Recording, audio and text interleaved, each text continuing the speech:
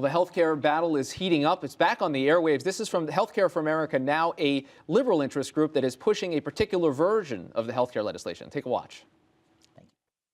We're on the verge of historic reform, a major step forward for America. Let's make sure the healthcare bill is as strong as possible. Under the House plan, we'll be offered good coverage at work, and we won't pay a tax on our health benefits. That's right, under the House plan. That'd be the House plan that's probably not going to be the one that wins in negotiations. That's right. Kevin Madden, Republican strategist, joining us now. And Kevin, let's start with today's meeting. What's the important thing for the White House to be telegraphing out of this? Given what's happened in the last 10 days, he's now back. He's got all the principals in the room. What's the message? Well, this is a chance for the president, I think, to seize the bully pulpit and the commander-in-chief label and really drive it home with the collective perception of the American public. I think one of the reasons that the president got criticized by those in the media as well as opponents on the other side is that he was talking about what he was going to do. This is an opportunity for him to present the American public a picture, a very strong picture, of what he is actually going to do. Actions are speaking louder than words. So I think that's why the images are very important to the White House today. And do you think that the perception you're talking about, the criticism he's taken, has not yet been alleviated? No, I think it's been a process. It's not going to be something that is that turns on a dime. I think one of the fact that the president was on vacation, the fact that he was seemingly slow to respond, the fact that it took a couple of days, the fact that it seemed like he mailed it in when he actually did speak. A lot of that is not going to be fixed with one moment, but instead a series of moments. So I think, again, this is one of those things where the president's starting to take action rather than just talk about what he's going to do. And he has that opportunity. He's the president. You bring all the principles together. You have some powerful images that surround it. And people, I think, will be looking for concrete steps as well. Right, and that's one of the other things, too, is that are there going to be, if you talk about human failure and systemic failure, what are the actions that are going to be taken? What are the metrics that are being put in place to fix both of those? So I think that's going to be one of the goals of the White House in the next week. I'll turn your attention now to politics. You heard at the top of the show we were talking about the RNC chairman, Michael Steele, his comments. We've talked about him before with you on this program, but these new comments are particularly stunning because it seems like one of the key jobs for a party chairman is like party cheerleader. Like that's one of the main functions of a party chairman. And he did not seem to be cheerleading at all. He seems to be just has this pessimistic outlook. No, you're right. I mean, there are two key jobs. The first job is to be a fundraiser for the party.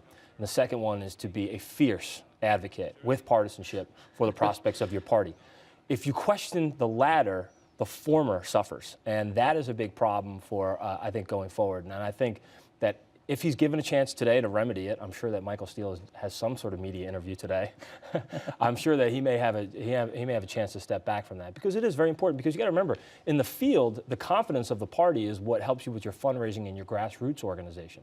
Knowing that there's brighter days ahead. So when you have the titular head of the party, or at least the titular head of the party apparatus, question those prospects, I think it hurts both the fundraising and the grassroots organization. And there are a lot of people out there, people who are at the NRSC, people who are at the NRCC, that are working very hard and are doing everything they can to telegraph to prospective donors and to prospective voters that the party is in good shape and that we have a great chance to make headway at the polls in 2010. And they don't have as big of megaphones necessarily as Michael Steele has. Exactly. We'll have him on this very program on Friday, as a matter of fact. So if he doesn't clarify by then, we'll ask him then if he stands by it. But there's a broader problem for Michael Steele. I mean, he has had continued strained relations with the leadership on congressional, on Capitol Hill, who feel like maybe he's in it too much for himself. And they've been trying to make a case, they've been trying to piece together a case that there's a chance to win back the majority in Congress. This cuts exactly against that. Right. The main role of, again, as a party chairman is to be an advocate. And I think Michael Steele's past career has been as a candidate where he is talking about himself. So it's been a natural inclination to kind of offer everything through the lens of what he thinks. And he also, when he was working in television, he was an analyst. And when you're, the party chairman, that you can't be an analyst. You have to put all that aside and just be a fierce advocate. So it is the first year. Maybe it's part of growing as a chairman. I'm not criticizing it as much as I am trying to find out some of the reasons why it would happen.